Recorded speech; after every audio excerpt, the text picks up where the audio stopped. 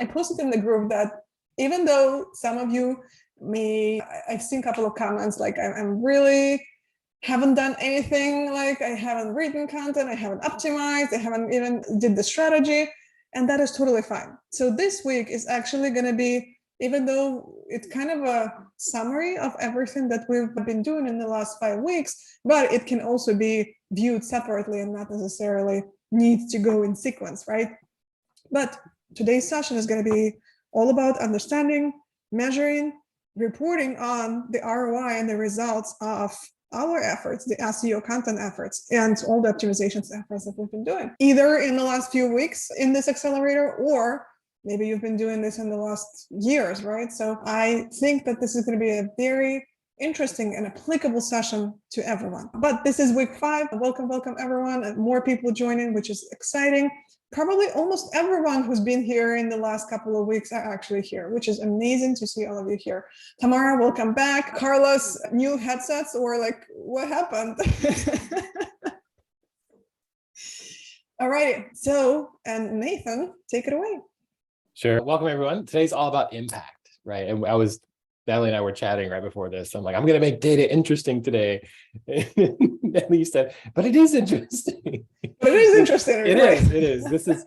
This is legitimately my favorite part. And the reason for that is, if you've been with us for this whole time, then you know, like I've done a bunch of stuff. I've worked on my own. I've worked inside companies. I've worked for agencies, currently working inside a company again. And the reason that I love, that I even made the decision to kind of go back inside companies was for this stuff, is to get a better understanding of like, what's the impact that we could make with content, with SEO, with all these different things, because I couldn't always see that from like the perspective of the person on the outside, right? Sometimes I would just write content, I'd send it to my clients, and they'd be like, thank you. And I wanted to know, like, did it do anything? Did it help? Did it make an impact? And so today's all about like how to think about impact, and then also just how to see it, how to create a scoreboard for yourself. And these things are tricky, but there's going to be a ton of resources in this one, like for you to click on and go see, and a whole bunch of stuff for you to go build depending on your situation. So let's get into it. Hopefully everyone, see, I just put it in screen share mode, but I did not yet actually share my screen. So let me fix that. There we go. Hopefully y'all can see that. Yes, you're good. The results your boss and clients actually care about. So if you're working inside of a company, right, these are the things that I wake up thinking about. And so people who might be working for me, like if you have a boss, like a VP marketing, that kind of thing, like these are the kinds of things that we wake up thinking about every day. Like it's not just rankings and traffic, like this whole business side of things that y'all need to understand, or at least that if you get exposure to how we think about it, then that'll really help you begin to speak the language of the people that you work for. Because sometimes, raise your hand if you're guilty of taking some SEO data to somebody who has like a VP marketing title who's not an SEO professional, and you get a reaction that looks like this. They're just kind of like, what is all this? Like DR and DA and PageRank and all these kinds of things. Sometimes it's like this, right? When you try and show the massive, like, awesome signals that you're seeing in the data, and they just don't get it. And so there's a lot of marketing directors, even just like in founders and CEOs who might hire you, but then they don't understand this whole world. They don't understand all the stuff that we work on. And so how can we begin to speak their language? Well, the first thing to understand is that most marketing groups will have some type of metric that's like their North Star, right? It's like the business metric that they're trying to improve. And it's never rankings. It is, as much as rankings are awesome, like the owner of the company that you're working with or for doesn't care what your rankings are. Not really. They don't wake up in the morning thinking like, did my rankings increase today? They're thinking about things like this, right? So if it's an e-commerce business, they're thinking about sales, they're thinking about revenue, how much money came in through the website today.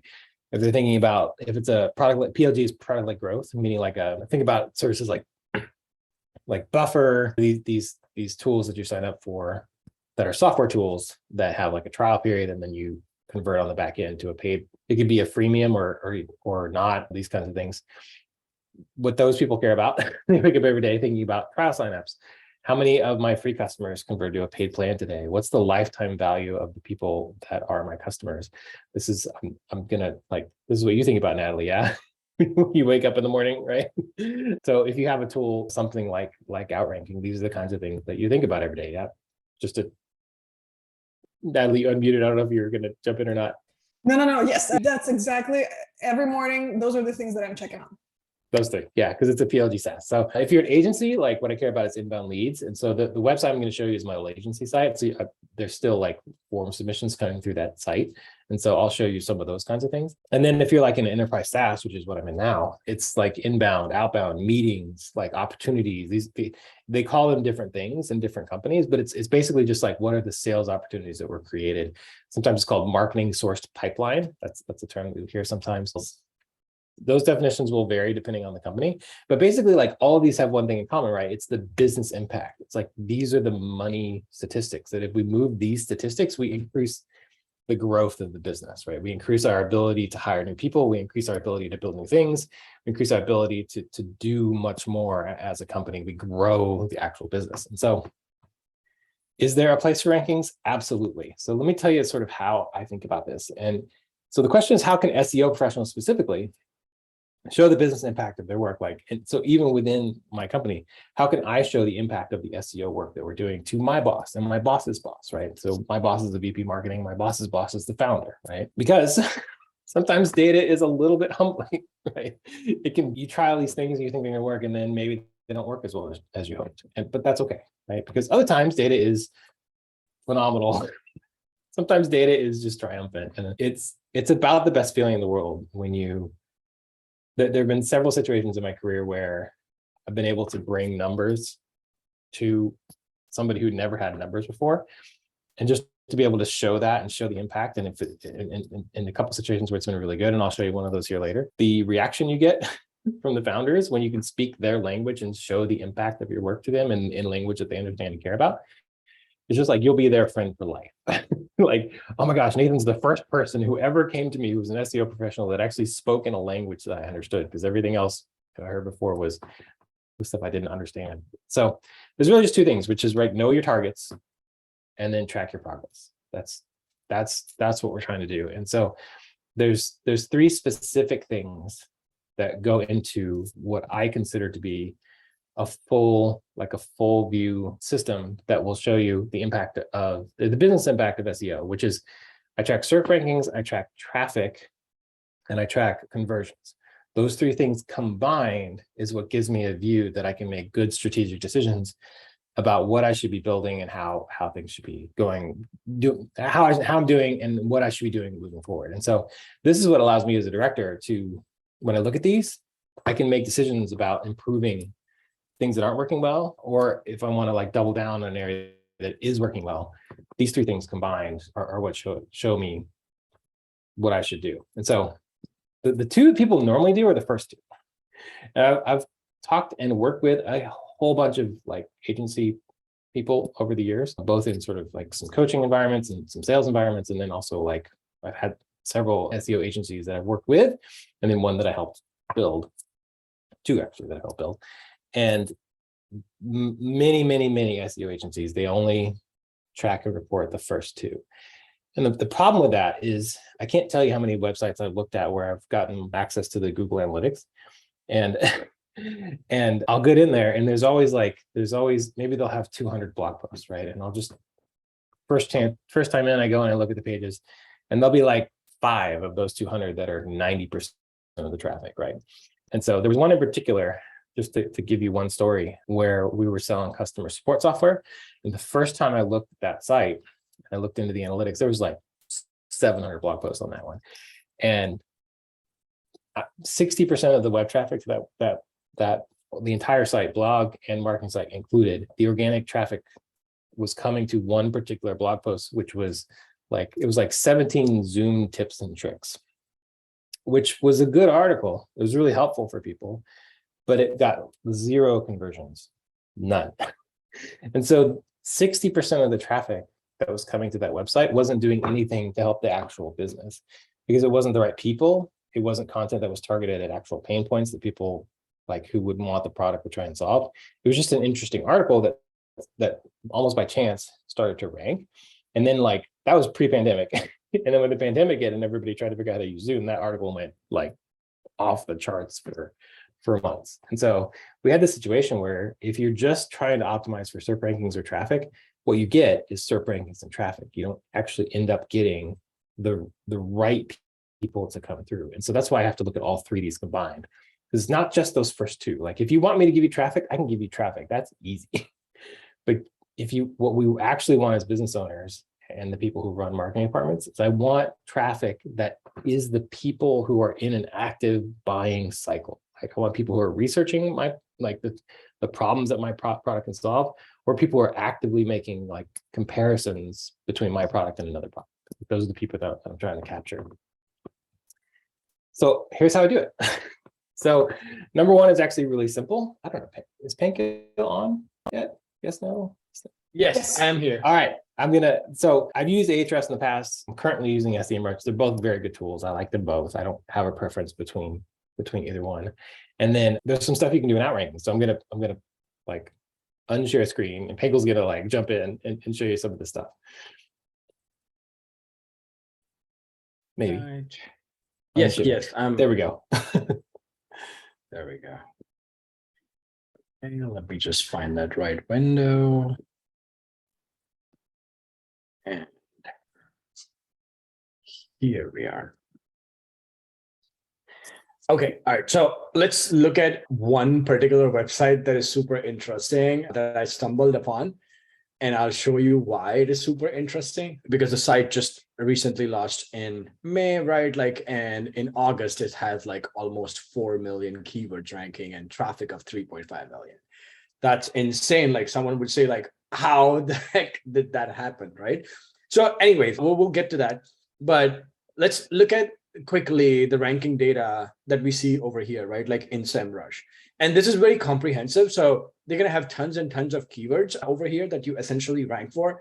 But understand why mix and match of certain tools and certain utilities is needed to get a whole picture, because SEMrush or Ahrefs doesn't really have the insights that Google has, and Google doesn't want to provide all the insights that SEMrush and Ahrefs has, although it does have, right? Like, so there's always disparity, and you want to combine all of these data and sort of make the sense together. So you watch at multiple places.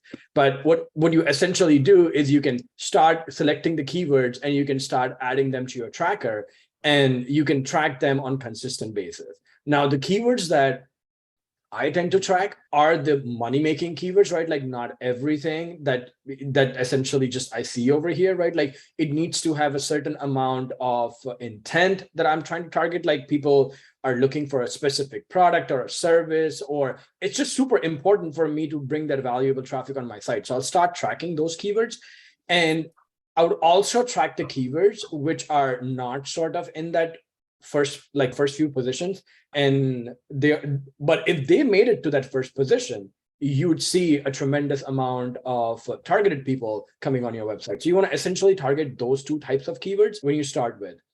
When you recently published like just a new blog and you want to start tracking it, I wouldn't say that that's worth the effort just yet, right? Like wait a few weeks before you start seeing it at least in the top 100 position before you start making some adjustments and tracking it, like whether it's worthwhile or not. Because most of these tools are going to be target, like their expense is based on how many keywords you target. So you want to be mindful of what keywords you target, as well as target the ones that are super important to you. Just to break in, just tell you how I do it. Same general thing. Meaning, like I have right now I have 5 keywords on a tracker that emails me once a week, like that tracks me, shows me the rankings. Those are my money, like my top money keywords, and those are the same ones from Strategist from week 1, right? Like that's the same. To your point about multiple tools, right? Like the ones that I'm trying to optimize the group for is the ones that those are the top line keywords. And I don't have the alerts set up on all of the, like they're in the tracker, but I have the email report coming to me for those top 5. So that's how I do it. And then when I publish a pillar post, those are the ones I put into the page tracker. I don't put every page tracker on every post that I do. So absolutely. Okay. So like we were doing the same thing, and we still do a lot of this tracking on many different tools, because data is very, very different. And what we realized is that you can do all of these mass tracking, but if you can't really attribute to the changes. Like, let's say your page is ranking in top 5 or top 7, but if you can't really attribute the testing that you're about to do to push it up higher, whether it really worked or not, then it sort of becomes difficult. So at that point in time, we track information in outranking. And in outranking, I only track the super important keywords that I am going to be working on. The way I find them is by finding opportunities for. It's essentially the same type of tracking, but the approach is different. You are only targeting the ones that have potential to improve. I'm not saying that you shouldn't target the ones which are in 1, 2, and 3 position on and track them in consistent basis. Because if they are money-making keywords and they drop from 1 to 2, your CTR could go from 32 to 16, right? Like that could result into a lot of drop in the rankings or people coming to your site. So maintaining those positions is important, as well as climbing up on positions is important. That's why we do tracking. Once you have started tracking them, you can get onto the granular basis and try and see, right, like how they are improving over the period of time, what improvements you are making in your checklist score, and how they're affecting your ranking improvements. Now, I'm also tracking some of the keywords here where I am also optimizing them for conversions. So I'm not just tracking any keyword, right? Like if that page is not bringing me any conversions, sure, it's good for traffic and it can pass on the authority to some of the other pages, but that's not something that I really want to track. What I want to track is my money-making pages and make an ongoing effort in optimizing them on a regular basis and seeing that attribution work in real time. So the 2 reports that you could really work with, like I showed you on SEMrush, but Ahrefs works pretty similarly. If you have SpyFu, they have very clever way of tracking as well, right? It sends you all the alerts of positions going up and positions going down. But again, you don't want to lose your sleep over all the keywords. You want to lose it against the ones that are causing you to lose conversion. So track them very closely, and that's my final key takeaway. Cool. And I hand it back to you. Is that Any questions? Yeah. No, I think it's pretty straightforward, right? Like, and when Yeah. you're tracking keywords, you can track 1 million keywords. Like, and I've seen e-commerce sites, right? They track millions and millions of keywords, but there are certain products that work better than the others in terms of conversions, right? Like, those are the ones that they're really tracking closely and making sure that they improve them on time if they start losing ranking, make them more relevant. And if they're not climbing up, what changes that they can make so they can climb up higher? So you track that as well, right? Like that's just the basic game behind tracking the most important keywords. Yeah, for sure. And I think the mistake I've made, and I've seen a lot of people make, is they try and track way too many of them, and then it just becomes overwhelming. Like you can't, when you're watching 300 keywords and you're trying to like optimize for all of them, like you end up like you're paralyzed. You can't make good decisions in that scenario. And so 5, 10 is even a lot at any one given time. So I try and narrow it down to about 5 that are like the ones that I'm working on at this particular time. And I really like, again, to go back to week 1, the strategist helps me sort of like, okay, I'm working on this cluster right now. Like, and the top keyword in that cluster is the number one I'm trying to push, because I'm trying to build authority around that whole topic, right? And so it's not just that one page.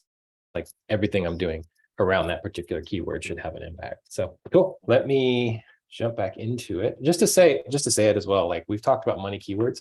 I think the most common money keywords that I have ended up using tend to be like they're category keywords, because I work in software, right? So it'll be like the category. So payments for SaaS was one, that SaaS payments, SaaS payments platform was one that I had at my last stop. And then the other ones are like versus. So sometimes it'll be X versus Y, HubSpot versus Marketo. If I was at Marketo, I would want to own that one. Right? And then the third one would be like, it's a little bit lower, but sometimes I'm trying to get like that top post, meaning like top 47 SEO tools, right? Like that. Those ones when people are searching for category, for comparisons, or for top, those 3, like those are almost always money keywords, no matter what industry I'm in. So top running shoes, top bakeries in Chicago, top those types of things are best. Any sort of combination of that kind of thing is one that's worth trying to rank for. So it's like I have an example, right? So in the last company that I was working in, I wrote a blog post called PostgreSQL versus MySQL, and I think I showed an example of that. It's still ranking in number 1, although Many versions have passed by and it's still outdated, but it's still ranking at number one. Yeah. Now, it has tremendous amount of traffic, but they're both they're both open. I mean, one is open source, one is not. And it sort of comes out as if informative keyword, like you're just looking for all the information related to the differences between these two databases, right? But what happened was that it has so many searches and stuff like that. So we were like able to drill down eventually. It took a lot of figuring out, but we were able to eventually figure out and say that there's two sets of people coming to this page. One is who's actually deciding whether they want to pick PostgreSQL or MySQL for the new application that they're building. And they want to figure out what are the differences between them. And the second one was someone is migrating from MS SQL to PostgreSQL, and they want to figure out what are the differences so that they can tackle them as they're building it. And the latter one turned out to be very specific audience that we'd want, right? Like exactly. So that flowed eventually into Marketo forms, and we were able to track a revenue attribution to people coming from that in Salesforce eventually. But that took a lot of figuring out, right? Right. And the first part of keywords, we understood like, okay, there's like 5,000 people coming on this keyword. What do we really do with them? So we nurtured them through a secondary CTA into the learning environment that we had, which was open to everybody. And that flew, like a few people from that as well flowed into the lead nurture and became customers, right? So it's really powerful in terms of targeting this keywords and paying close attention to the kind of traffic that's coming out of it. If you can somehow attribute that users are converting into whatever your next step is from a particular page, like go after it, like really go after, like your life depends on it, because that's what will give you revenue. Right. And I think there's two pieces there too, right? We've been talking about getting content to rank, but there's this whole second motion, right? Which is once you get it to rank, now I've got 1,000 people a month coming to this. I know that there are some conversions coming off of this. Can I make those conversions be, instead of 20, can I make it 30, right? Because now I just increased the business impact of that post by 50%, right? Like that there's a whole second set of things that are business impact types of things that you can continue to optimize that post by tweaking your CTAs, by popping in like some irresistible offer at the bottom. Like there's 100 different things you can try, and you should be trying all of them. Right, once you get that post. And I like, once we get, like, if you're talking about specifically conversion, I have a couple of tricks for affiliate marketers that tend to work quite well too. Let's come back to those at the end, because I've got a couple of specific sort of tricks that have just every time I tell other people go, oh, that's great. So I'll give those at the end. So stay tuned. There's a teaser for the end. Like you gotta stay on for the rest of the session, and we'll give those. So those are the sort of the three tools that I'm using. I'm using SEMrush plus outranking. You can use Ahrefs, and then as we showed in previous weeks, there's a bunch of data in places like Google Search Console that you can do a lot with here. But the top 5 for me, that email report that I get every week, I just got it today. My positions are down to on my number 1 keyword. So I got work to do. I just started working on it like week and a half ago. So lots of work to go there. That's the primary one. And then I wake up and I spend a lot of time thinking about the content that I already have that's already ranking. Like, how can I get that to convert better? So speaking of conversions, let me move forward to the other 2 things, which is traffic plus conversions. So I monitor traffic from all sources, and I do this weekly. And the reason I do it weekly is just, if I do it every day, it like, some people get in there every day, and it just, there's the natural sort of ebbs and flows. I usually will peek at it, like most days I'll peek at it just to see. Sometimes you get that spike thing happen, right? Where it has nothing to do with SEO. It'll be like a social post, right? Where somebody mentioned you in something somewhere, and all of a sudden you got like double the traffic that you would normally have. And so it's good to sort of be monitoring that. But the way that I do it, this is my old agency site. And so you'll see that the traffic is very low, but I can't show you the sites of the companies that I'm actually working on. Like, so I'm stuck with this property that I own, but the things are all the same. And so this is Google Analytics, kind of the classic version of it. And so they've recently come out with GA4. I'm going to have to learn GA4, but I haven't yet. So what I'm showing you is this version of it. It all exists in GA4.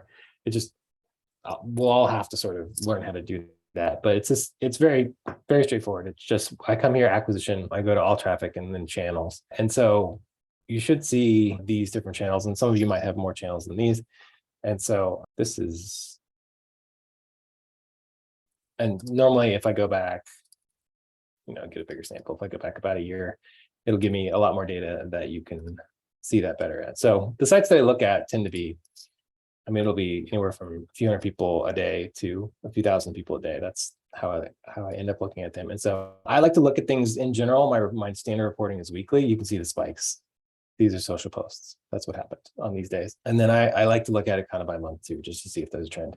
Now, what I want to see is that up and to the right, not this like agency site that Nathan doesn't even use to optimize for SEO, but this is where you can find it. It's over here. It's under acquisition, all traffic, and then by channels. And then if I want to drill in, I can just click here, or I can click here, and then I can do secondary dimensions if I want to see like what the actual pages are that people are looking at. So the reason that I like to look at all traffic and organic traffic, like I look at both of them.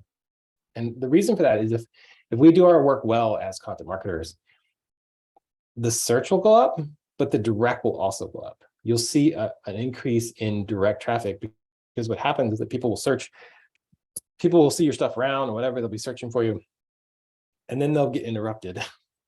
Right. And then they'll like later that night, they'll pick up their phone. They'll be like, oh yeah, I was going to look at ranking. And like, it's a different device and they're logged in now on their personal Google account instead of their work Google account. And so now you get a second ping, but they just go outranking.io.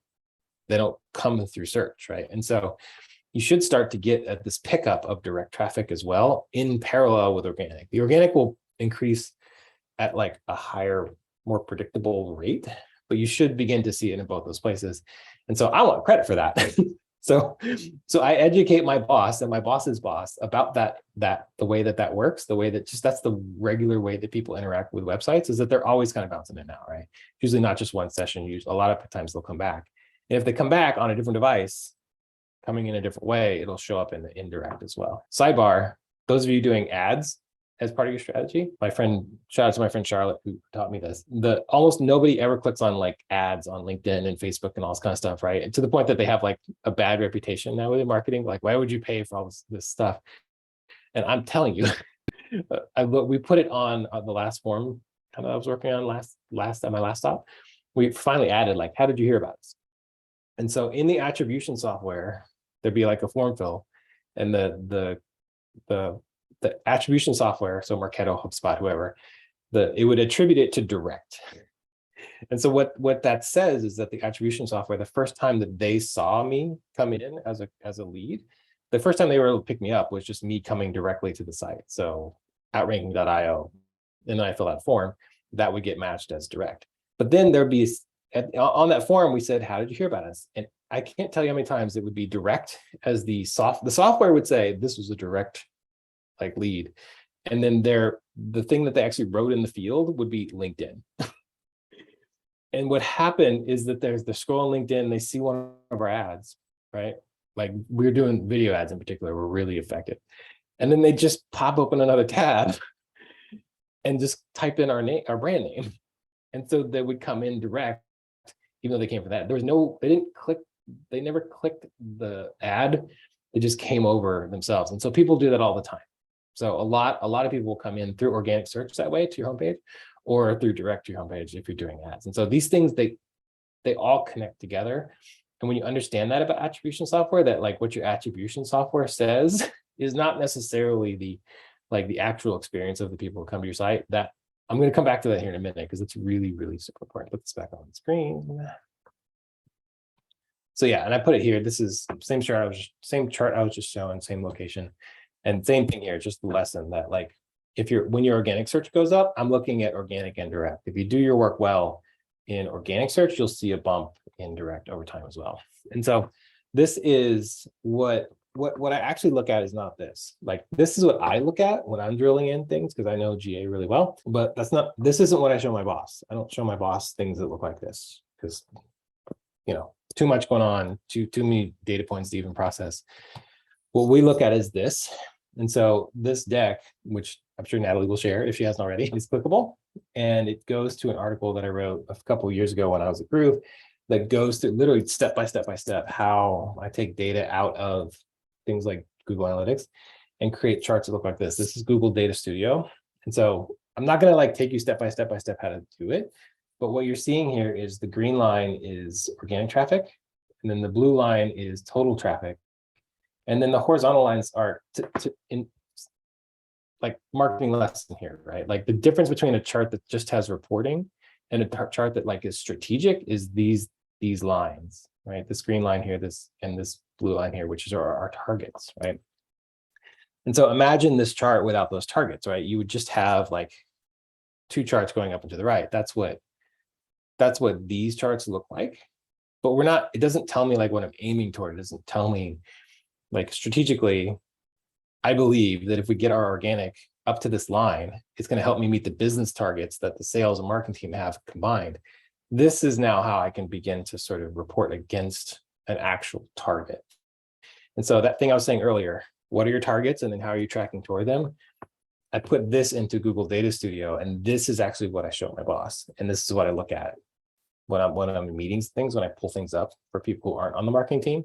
So if you can start to learn how to build things that look like this, then this is how I actually communicate with the people who are outside of sort of the SEO profession and with outside of the direct sort of website kind of world, because this they understand, right? Is the blue line at the bottom, is the blue line at the top getting close to the target line? How far are we away? When do you think we're going to get there? Those are the kinds of questions that I have when I'm talking about this with people who are owners and VPs and that kind of thing. And those are conversations that now get us into the strategic world, meaning like, cool, like now they'll ask me like, what resources do you need? How do we close the gap? How quickly can you get there? Can we get there faster? And that's how I begin to like unlock like new resources, new budget, new just new buy-in from people who really want these things. And so that one's key. This is linked. You'll see everything there. And then the third one is conversions. So this is the one that people miss. And by say people, I mean like, I would say the vast majority of at least software companies that I've begun talking with over the years, at least when they start to talk to me, they're not doing this. And so most of what I've seen is some version of a marketing automation software. Again, so that's HubSpot, Marketo. They might have some other tool that does it, or not. They might have just Google Analytics, and they might just have goals set up. And so I'm going to show you here in a second sort of how to do this. If Google Analytics is the only thing you have, I'll show you a way to at least get toward looking at conversions. But most of the companies I've seen they'll have a report somewhere that says, these are the leads that we got last month or last week or last quarter. And then it'll be like a stacked bar chart. And then it'll say, like what we were talking about earlier, it'll say 20 of these 100 came from organic, 13 came from direct, 21 came from social, these kinds of things. And it's almost always a first touch attribution model in there, which is okay if you understand what that is. And so if they have that set up already, then you can begin to use that as the way to track your conversions rather than what I'm about to show you, because that's much more accurate. Those marketing automation tools, they're able to identify people who are coming to the website and then keep track of those people over many months and years, right? Whereas Google Analytics, you only get a 90-day window. So they have to convert within that 90-day window. Otherwise you lose them. But the things that like I'm looking at for conversions, it might be sales. Again, this is very similar to like the e-commerce versus PLG SaaS versus agency versus enterprise sales. These are the things that we care about, right? So sales, revenue, trial signups, lead form submissions. It's usually one, right? One of these four, or it might be something similar. But this is what your boss or your boss's boss or your client or your client's boss, this is what they wake up caring about. And so if we can show that we're having an impact here, this is where it starts to get really powerful. So this is what I was just saying, like a lot of companies will already have something in a marketing automation tool, but if they don't, one way to get at that information is what's called in Google Analytics, it's called the model comparison tool. And so I'll show you here in a second in my own account. You've got to have a goal set up for this to work. And so in GA, if you don't know how to do that, I'm not going to take you through the details of it, but set up Google Analytics goals. When I was running all the operations at Grow and Convert back 2018, we actually, one of our onboarding steps that we sometimes had trouble getting companies to do was actually just setting up a new goal for us inside of their Google Analytics so that we could do this specific report. But once we got it set up, that became like how we created baseline conversion data for everything else. So let me actually show you where that is. So inside of Google Analytics, it's under conversions. It's here under multi-channel funnels.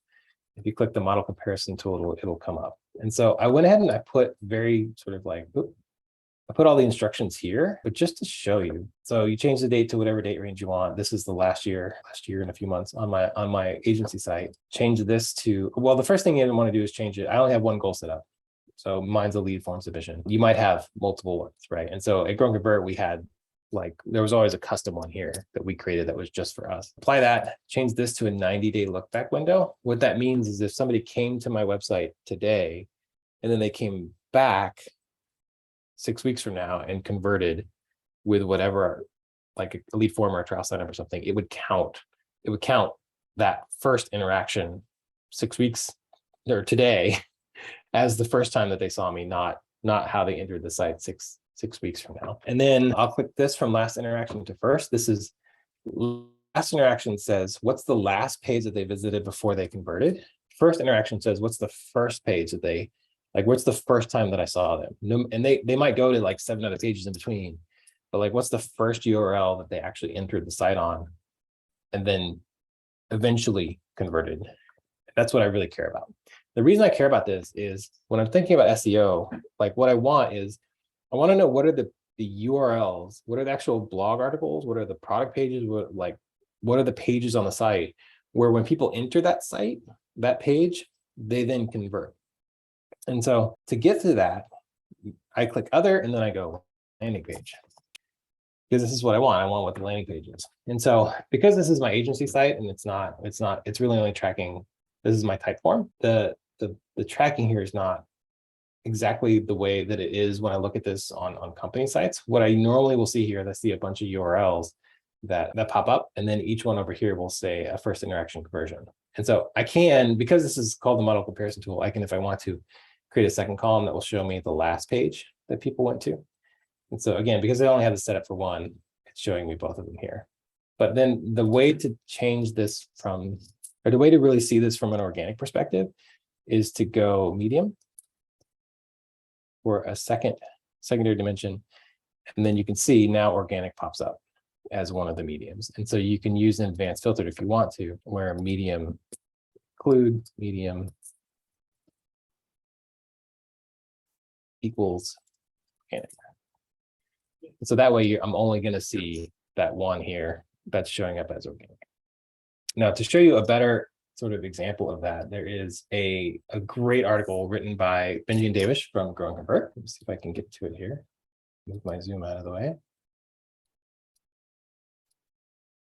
And they have the screenshots that I used to look at buried in here. And you can see this is them talking about first click attribution versus last click attribution. And then what I would normally see would be something that looked like this. So you would see, to zoom in on it, this is what I look at when I look at these things today, is you'll see there's like a list, right? And then it'll say, again, you see top lead generation tools is what Panko and I were talking about. What are the last click and what are the first click conversions? And so the one I really care the most about is this one, because this tells me that this page is bringing in people, regardless of how many people it's bringing in. It brought in 13 people in this particular time period that actually converted. In this case, it's into a trial sign up. And so that's the kind of stuff that I look at on a daily basis. And that's what it will look like when you get in here. And so this article goes through what I just showed you, like in a lot of detail.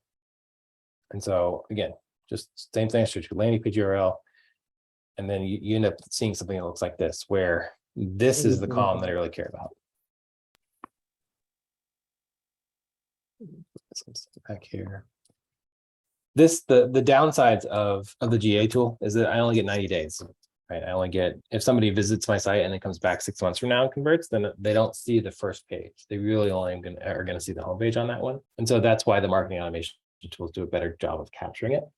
Now, to say it again, I think this is another thing that I educate my boss and my boss's boss and my clients on, which is not every lead submission that comes to my site through my organic search efforts is going to convert in a way that the tool can see, right? So same thing I was saying before, somebody might come to the blog and then they might come back later, like 91 days later, and all of a sudden, like now the SEO work I did isn't going to get credit in the tool, right? And so I can only prove this, but what I know to be true is that there's this other impact that just isn't being captured by the tool.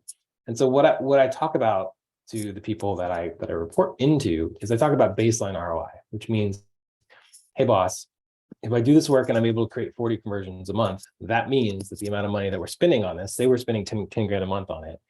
And I know that if I get 100 people to sign up, then that equals a lifetime value of above $10,000.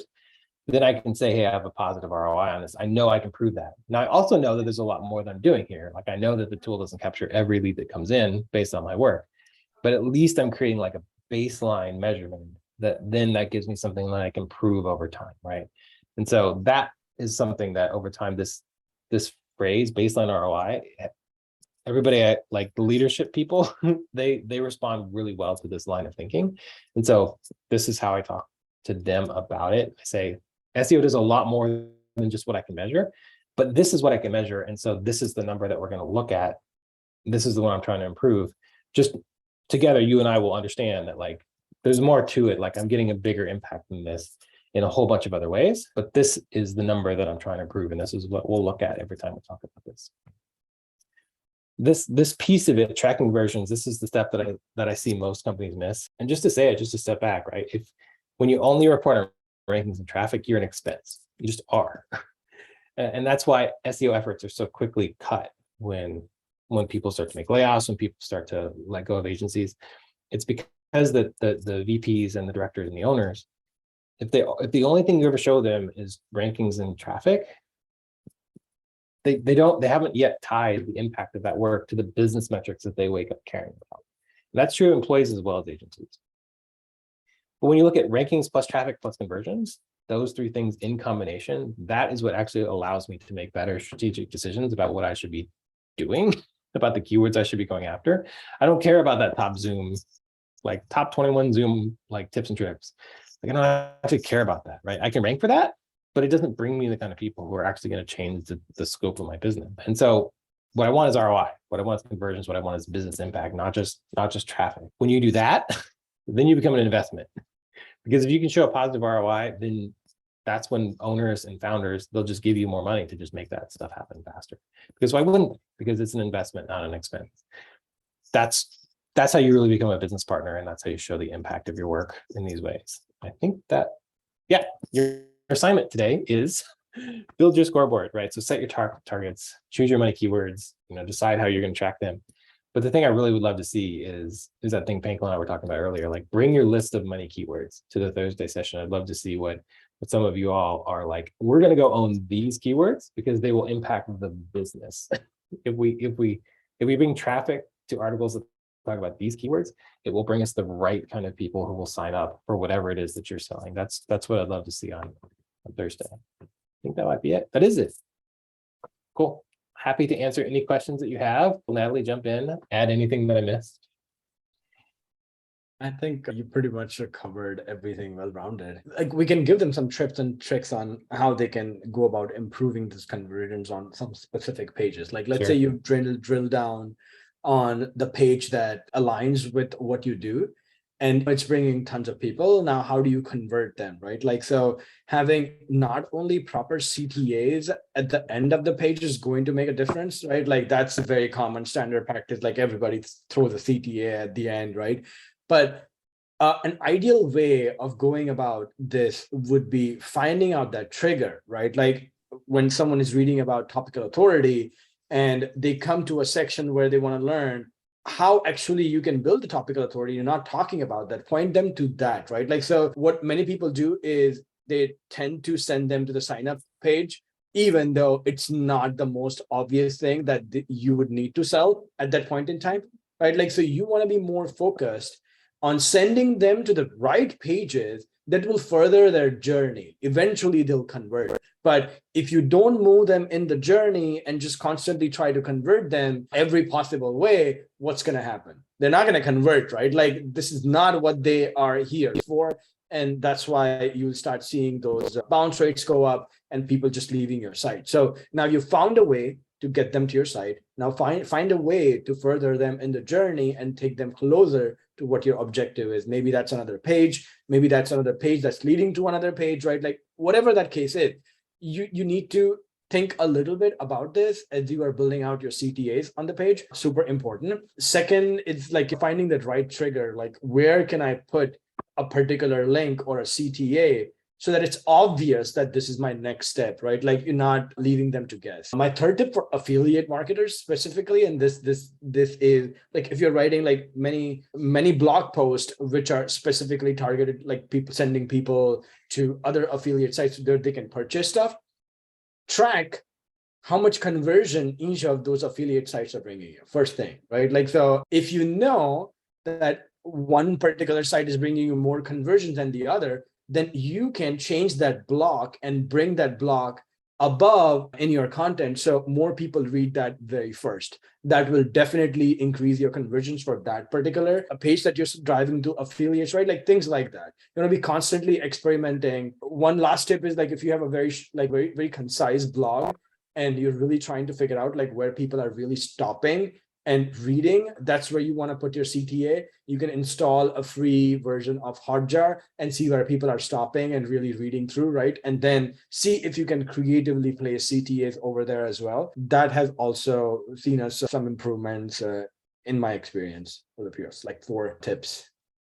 I was trying to find, wholeheartedly agree with all those. I was trying to find real quickly, like an example of one little thing that I learned over the years, which is, and I'm not finding a good example of it, but we did this at Growing Rare. We tried, oh my God, we tried everything. We tried pop-ins, fly-ins, flyovers, the whole page thing. Like we tried every which way we could to try and get things to convert, because that's what we sold on. Is we went to companies and we said, hey, we're a content marketing agency, but we don't sell on traffic, we sell on conversions. We'll get you conversions. And so we just tried everything we could to try and get to optimize for those conversions. And the number one, it was almost disappointing. It was like all these different like hacks and tools and tricks and all these different things. It was just, I'll find one here in a second, but just an inline CTA, meaning like at the bottom of the first section above the H2, above the first H2, we would say, like, want to learn more about how Leadfeeder can help you with, and it was just contextual, like whatever that article was about, click here to learn more. And we would drop like 4 or 5 of those, literally 4 or 5. Just we put them in italics and then put a link just as you're rolling through the article, just text, like not images, not anything else, just a little bit of text that had a link there. And those converted better than anything else we ever tried. And if you give me just a second, I can find a good example of that for you. Oh, there's one. Here we go. So this is even like, this is pre SEO optimization. So you'll see that like the SEO optimization is not there on this one from the early days, but it's this. We did them all like this. Note, like, and I wrote a new one every time, like, because this one's about account-based marketing. So I just made it about this. And so we would vary where we would send people to Panko's point. Like the top one was usually the sign up page, like the first one. And then as this particular article has one at the top and one at the bottom. As we got better at this, we learned that if we drop them throughout the article, we would get a few more people to click on them. So you can see similar kind of thing here. This is one of the early stages of it, but literally just this right here. If you just do this, you're doing more than what I 70, 80, it's something like 70, 80% of blog posts that I've looked at anyway, like have nothing on them. There's no CTAs at all, other than just like whatever the auto thing is at the bottom, right? Which people just don't even see. So that's a tip you can take and use immediately. I'll give you one more, which is if you have a situation where you're the new competitor to a market that is pretty well established. So imagine that I was creating a new marketing automation tool. So in the world, people are out there searching HubSpot versus Marketo, right? HubSpot versus Marketo itself is a keyword, right? But say I'm new, but I want to like enter that conversation, right? I want to be part of that conversation. Something I've done multiple times at multiple places is I've created a 3-way comparison post. Instead of 2 ways, 3 ways. And so my article on my site, that's like Nathan's marketing automation system, right? What I'll write is I'll write a post that says HubSpot versus Marketo versus Nathan's marketing automation system. And then I will work as hard as I possibly can to rank that article for the keyword marketing or Marketo versus HubSpot. And I might get to like number 2 or 3 or 4. I'm usually not going to be number 1 because those are such powerful branded keywords. But if I can get anywhere on the first page, people will they'll scroll down. They'll try and scroll down past those like brand ones because they're like, okay, like maybe I'm not going to read the Marketo version of why I should pick Marketo. We'll try and find the first one that doesn't look like that.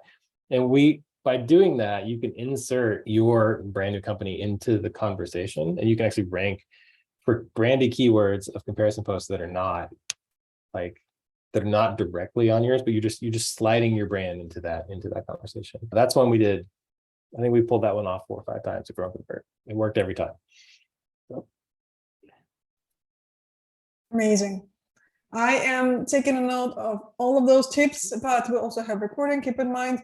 And I already put all the information in our Notion document hub document so that you have everything that you need there.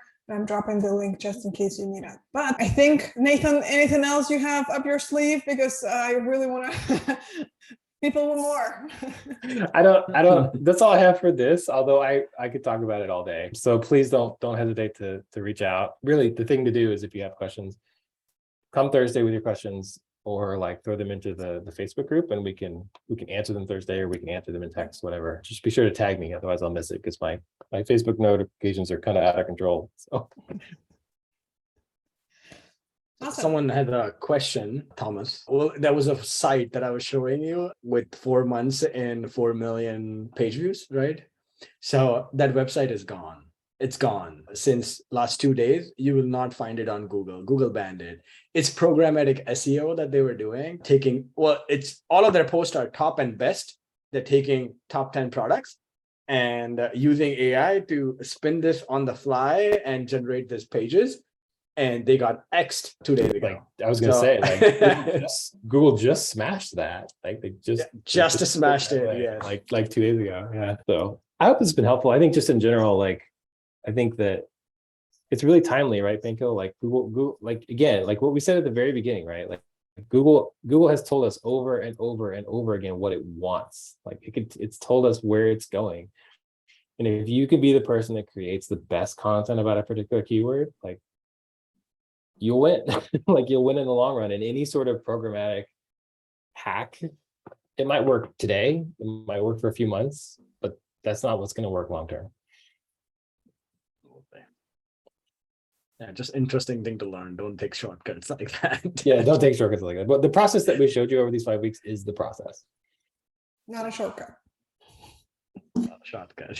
Awesome. We are right at the 1 hour mark.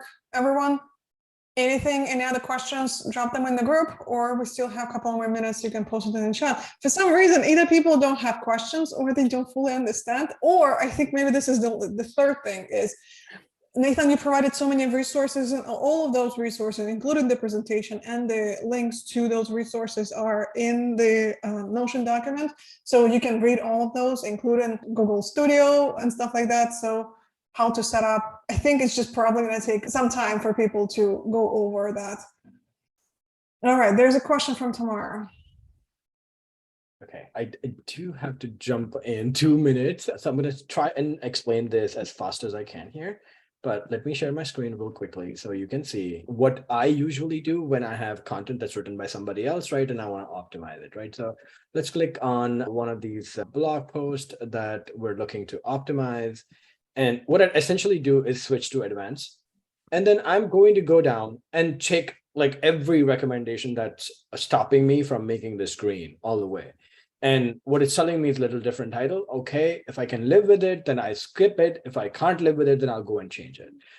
It's still a benchmark, right? But you will see that, all right, I've not mentioned user intent. I've not mentioned search intent marketing, types of keyword search, right? Like those are some really important topics that I'm missing. So find out what is really missing and see if you can really add them. And you are adding them to a point, like just don't keep adding them blindly. If they don't make sense, don't add them, that's okay.